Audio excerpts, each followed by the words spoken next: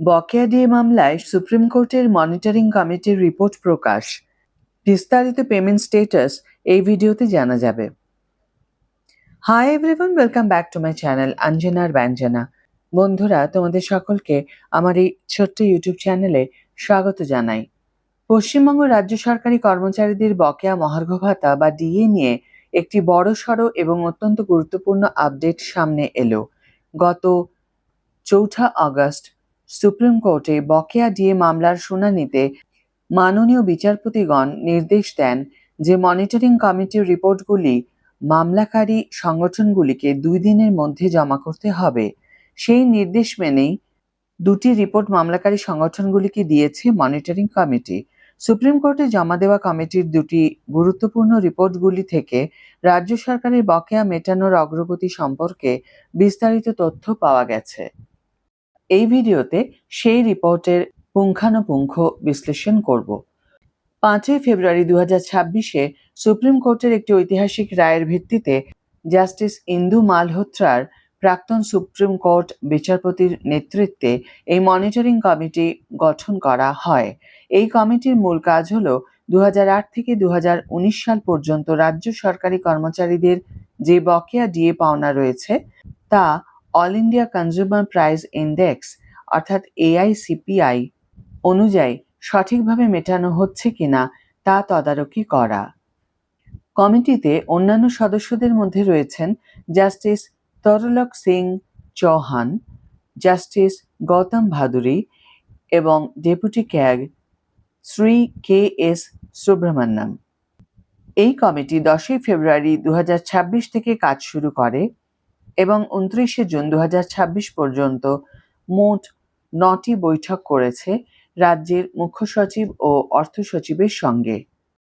15ই July ২০২৬-এ status affidavit অনুযায়ী ২০০৮ থেকে ২০১৯ সম্পূর্ণ সময়কালের জন্য মোট ৭৭৭১.21 কোটি টাকা বিতরণ করা হয়েছে ৭.৫ লক্ষেরও বেশি কর্মী ও পেনশনভোগীকে।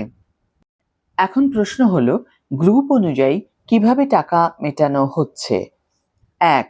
গ্রুপ A, B এবং C বকেয়া টাকা জেনারেল প্রভিডেন্ট ফান্ড বা GPF অ্যাকাউন্টে জমা হচ্ছে, যাতে ২৪ মাসের লক ইন পিরিয়ড থাকবে, সুদ পাওয়া যাবে।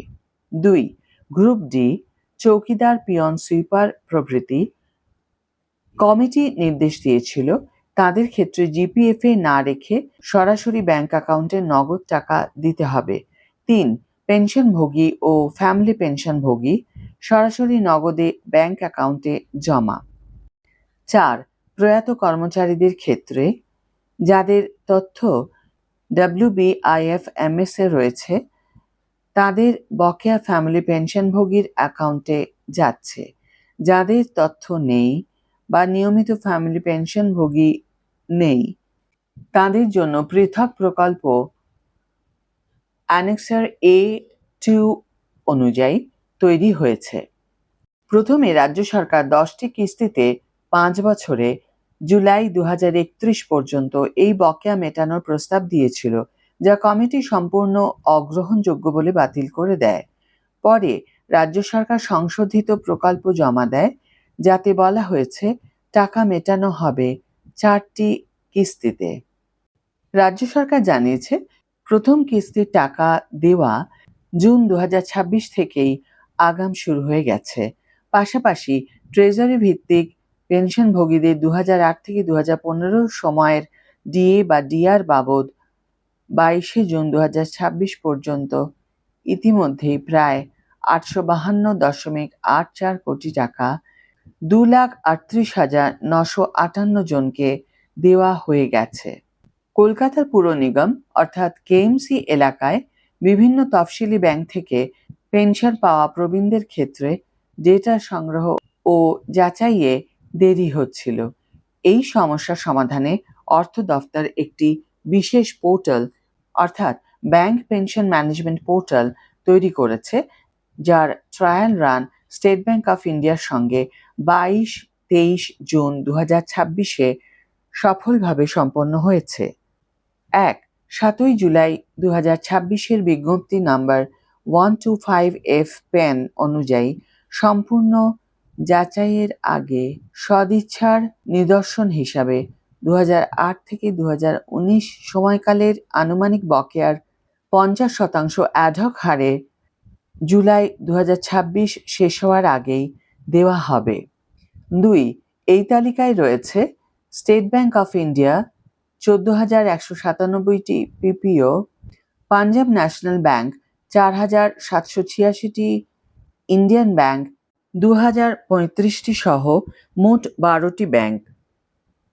প্রিন্সিপাল অ্যাকাউন্ট্যান্ট জেনারেলের রিপোর্ট অনুযায়ী মোট 1,596 জন পেনশনভোগী বা ফ্যামিলি পেনশনভোগী পশ্চিমবঙ্গের বাইরে থেকে পেনশন তুলছেন। এর মধ্যে সবচেয়ে বেশি বিহারে 714 জন, তারপর উত্তরপ্রদেশ 363 জন, ওড়িশা 269 জন, ঝাড়খণ্ড 167 জন। সংশ্লিষ্ট রাজ্যের অ্যাকাউন্ট্যান্ট জেনারেল অফিসগুলিকে ডিআর হারের তথ্য পাঠানো হয়ে গেছে, যাতে তারাও নিজস্ব ট্রেজারির মাধ্যমে বকেয়া মেটাতে পারে। ই সার্ভিস বুক আপডেট কেন জরুরি? 2008 থেকে 2015 সময়ের বকেয়া হিসাব করতে কর্মীদের ম্যানুয়াল সার্ভিস বুকের তথ্য কম্পিউটারাইজড করা প্রয়োজন। 7 জুলাই 2026-এর হিসাব অনুযায়ী 1.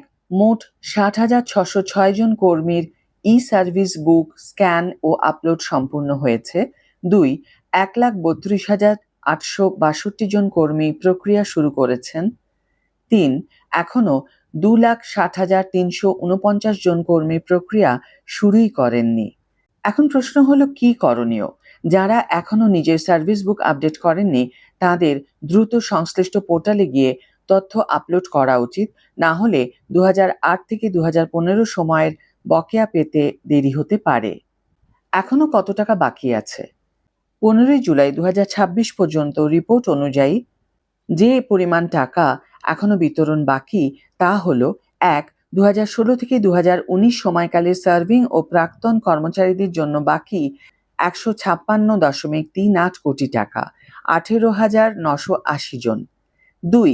2016 থেকে 2019 সময়কালের পেনশনভোগী বা ফ্যামিলি পেনশনভোগীদের জন্য বাকি 384.98 কোটি টাকা, 84,769 জন। 3. 2008 থেকে 2015 সময়ের ট্রেজারি ভিত্তিক পেনশনভোগীদের জন্য বাকি 290.93 কোটি টাকা, 87,920 জন। রিপোর্টে জানানো হয়েছে লাইফ সার্টিফিকেট জমা না দেওয়া, বৈধ ব্যাংক অ্যাকাউন্ট তথ্যের অভাব, বদলি হওয়া পেনশন কেস এবং কিছু আইনি জটিলতার কারণে এই বকেয়া আটকে রয়েছে। তবে এটা জানিয়ে রাখা ভালো, সুপ্রিম কোর্টে জমা দেওয়া মনিটরিং কমিটির এই দুটি অন্তর্বর্তীকালীন রিপোর্টের কোথাও আলাদাভাবে গ্রান্ট ইন এইড কর্মচারী, শিক্ষক বা শিক্ষাকর্মীদের কথা স্পষ্টভাবে উল্লেখ করা হয়নি। রিপোর্ট দুটিতে বকেয়া প্রাপকদের মূলত কর্মরত কর্মচারীদের ক্ষেত্রে গ্রুপ এ, বি, সি এবং ডি ক্যাটাগরিতে এবং প্রাক্তনদের ক্ষেত্রে পেনশনার ও ফ্যামিলি পেনশনার হিসাবে ভাগ করে পরিসংখ্যান তুলে ধরা হয়েছে।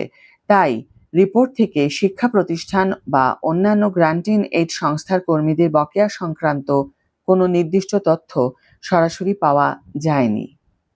সুপ্রিম কোর্টের কড়া নজরদারিতে গঠিত এই মনিটরিং কমিটির সুপারিশে পশ্চিমবঙ্গ সরকার ধাপে ধাপে হলেও বকেয়া দিয়ে মেটানোর কাজ এগিয়ে নিয়ে যাচ্ছে। 2016 থেকে 2019 সময়কালের বেশিরভাগ বকেয়ায় মিটে গেলেও 2008 থেকে 2015 সময়ের বকেয়া সম্পূর্ণভাবে মেটাতে 2028 সাল পর্যন্ত সময় লাগবে বলে জানা যাচ্ছে। আজকের ভিডিও এখানে শেষ করছি বন্ধুরা। ভিডিওটি যদি কার্যকর বলে মনে হয়ে থাকে তাহলে অবশ্যই একটি ছোট করে লাইক দিও, শেয়ার করো বন্ধুদের সাথে, কমেন্ট করে জানিও তোমাদের মতামত। যারা এখনো আমার চ্যানেলটিকে সাবস্ক্রাইব করোনি তারা অবশ্যই চ্যানেলটিকে সাবস্ক্রাইব করে আমার পাশে থেকো, আর যারা অলরেডি সাবস্ক্রাইব করে দিয়েছো তাদের জন্য আমার অনেক ভালোবাসা এবং অনেক ধন্যবাদ। আজ তাহলে বিদায় বন্ধু, দেখা হবে পরের ভিডিওতে। ভালো থেকো, সুস্থ থেকো, সঙ্গে থেকো।